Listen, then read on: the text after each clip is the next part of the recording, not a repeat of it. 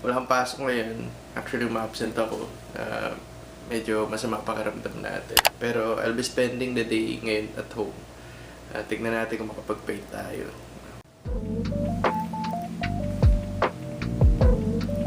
So, recently, nagpe-paint ako dito.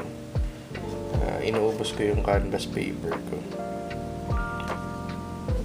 Siguro yung canvas paper from 2019 pa yata. Ito yun. I think it's wax leaf. Ginawa siya for practicing ng acrylic tsaka oil. And originally, intended ko talaga mag-practice ng oil, but years pass. Wala na ako sa paggamit ng analog materials. Hanggang sa nabalikan ko yung oil pastel, and napunta naman ako ngayon sa acrylics.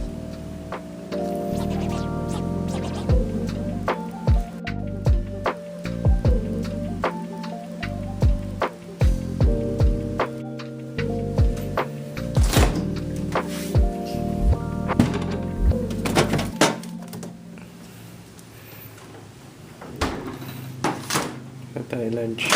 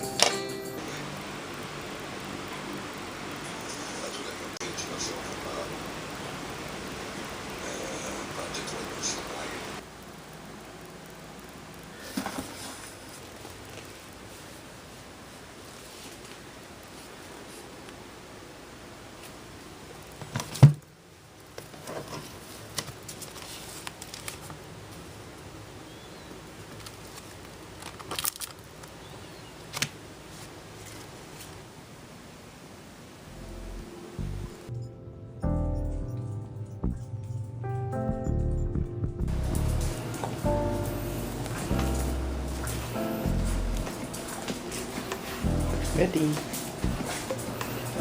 Hello.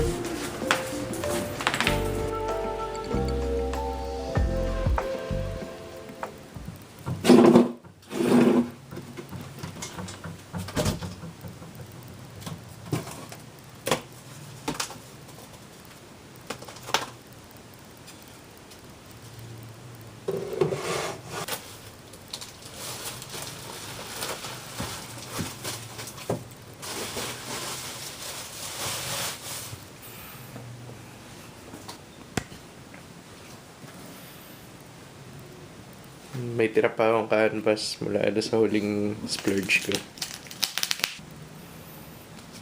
Roll it. From Emus.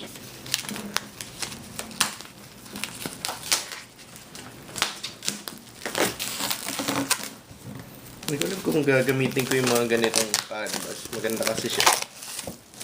Parang nangihinayang ako. Ang gagawin ko, bibili ako ng mga cheap na canvas, yung maninipis. Wala ako gumagawa. Then, pag natatapos ko naman yung piece,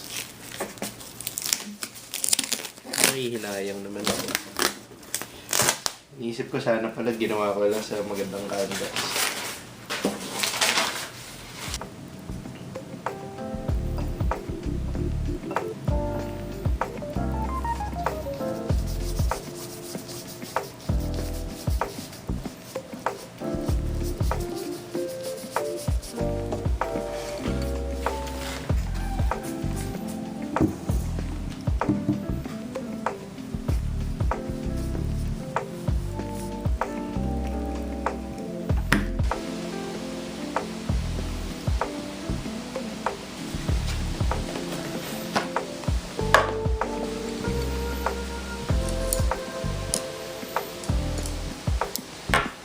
Habang hinihintay natin matuyo yun, isip ko tuloy ko na itong sa sketchbook May mga colors na talaga ako nakamix.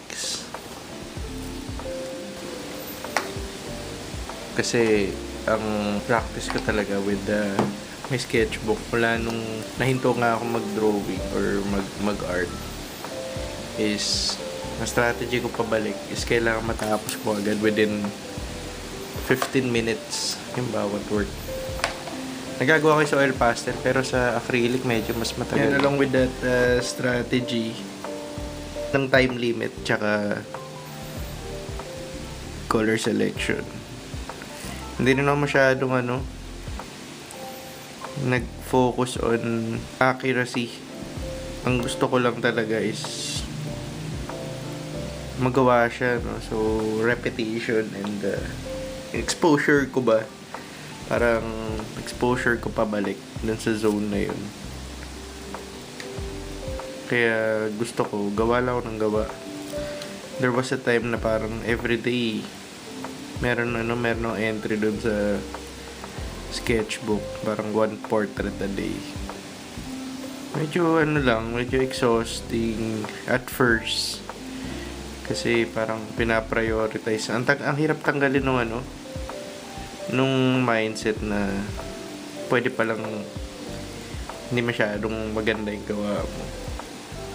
Na-unlearn din yung mga ganong let's say bad habit, no? Kasi for me kino-consider ko siyang bad habit kasi napaparalyze ka ng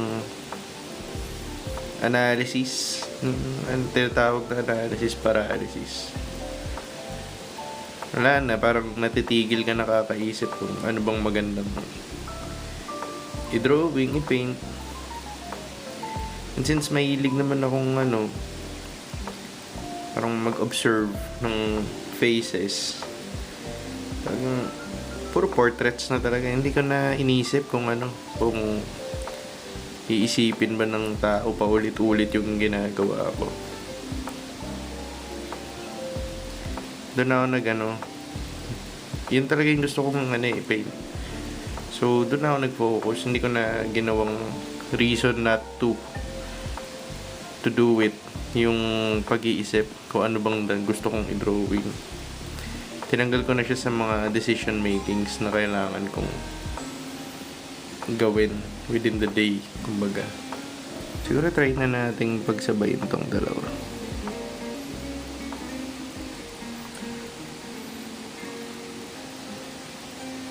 Karamihan pati sa mga materials na to, ang tagal-tagal nang nakastock dito sa bahay. Ka-hoard, may makikita ka parang interested kang gamitin. So, hoard ka ng hoard na gamit. Kaya gusto ko ngayon maubos.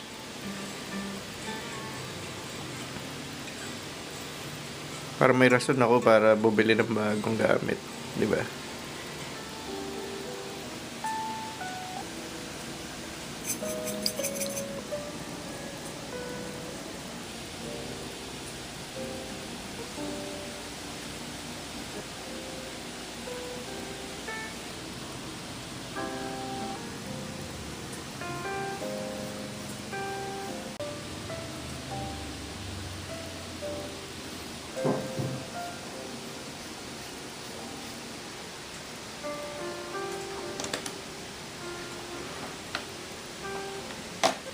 Tapos ko naman yung isang spread right here.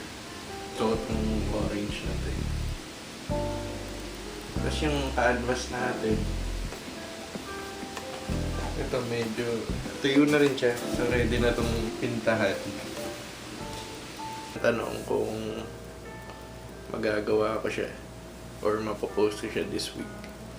Tignan natin kung ma-videoan ko yung process kasi minsan pag nagbe-video ka medyo nakakasagabal sa flow ng pag-paint.